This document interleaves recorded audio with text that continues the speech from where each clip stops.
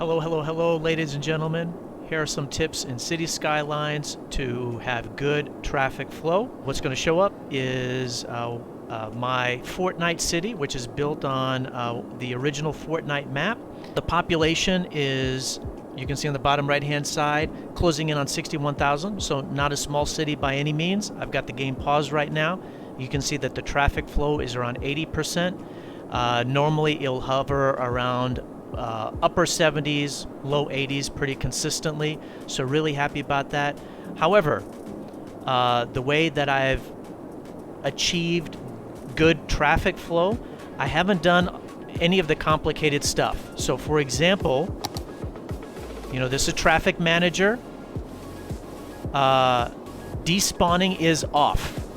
So none of the cars are despawning, so I have despawning turned off. So I'm playing in having a more realistic, harder simulation. But these other items, like the lane connector, doing the priority signs, doing the junction restrictions, I actually have not really touched those. I don't have any lane connectors in the city.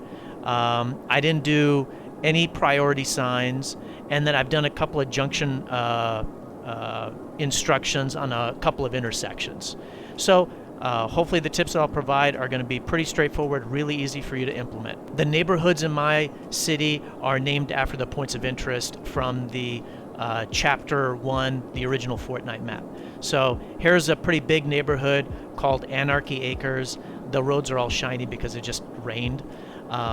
So one of the things that I do is when I have a neighborhood, I create multiple access points. So here's the highway. Right, here's the highway, and then I don't just have one access point where people get off the highway and have one road to access the neighborhood. There's actually multiple. There's a connection right here, connection right here, connection here, and connection here. So you've technically got six. So 6 ways to get into the neighborhood. That helps diffuse some of the traffic flow. The other thing that I do is, you'll see that next to the highway, I've got this other parallel road. So the other thing that I do is I build what are called frontage roads.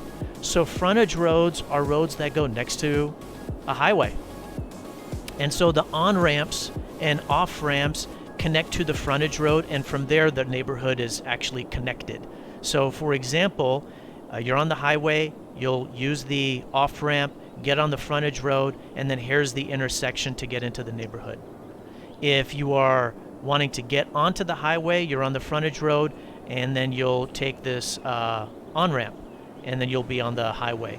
And then I also set them up at certain distances to try to prevent the cars kind of like doing the lane switching really close to the junctions, and to try to help out with traffic flow. And then the other thing that I do is I create ramps to avoid the intersection. So from the frontage road onto the highway, there's a ramp so you don't have to stop at the stoplight and then get onto it. So I did that. So again, multiple connections from the highway, and then using frontage roads. The other thing that I do, and it is available on the Steam Workshop, I created it. So I made it available so you can use it if you like. It's worked out really well for me. But this junction right here, so it's an oval about junction for highways. So you got the highway, you can come off the highway, and then you can use this oval about to go to the different parts of the neighborhood, Anarchy Acres. So obviously roundabouts are pretty effective, so this is an oval about. It creates the same thing, but it helps keep the traffic flowing very nicely in a pretty decently populated neighborhood. And then I also have paths for my Sims, my residents, to walk without really affecting traffic flow. So this asset, it's called In Your Face G highway intersection. It has all of this that comes with it. So the paths are all part of it. The oval about is all part of it. The highway connections are all part of it.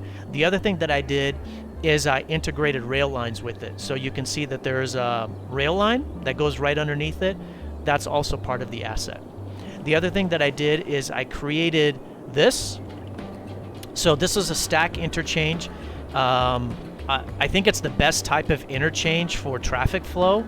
And so I built this. There's a few other stack interchanges that are on the workshop, but one of the things that I wanted to do is I wanted to create connections for rail. And so you can see that there is actually a 4-way rail connection here. And so this actually integrates perfectly with the highway intersection. So I did that on purpose, and I'm actually using it. I've got a rail line that cuts under that intersection, goes underneath the stack interchange, and goes to a train terminal. Using this intersection has really helped me out. I think it's great for traffic flow, and then using the frontage roads, and then of course having multiple connections into the neighborhood.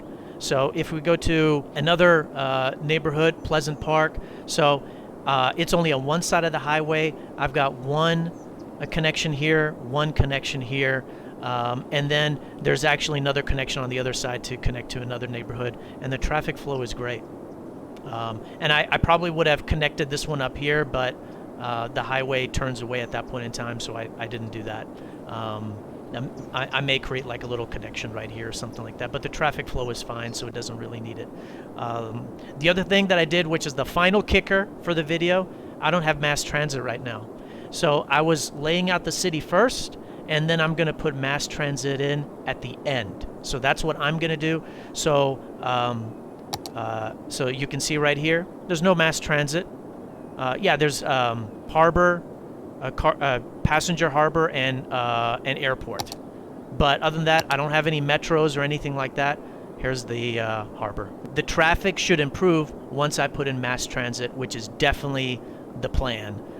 Just not there yet, because I'm not done building out the city. So I'm going to hit play, and I'll do this, and you can see the traffic flow. You can see that there's definitely busy areas, but there's no backlog.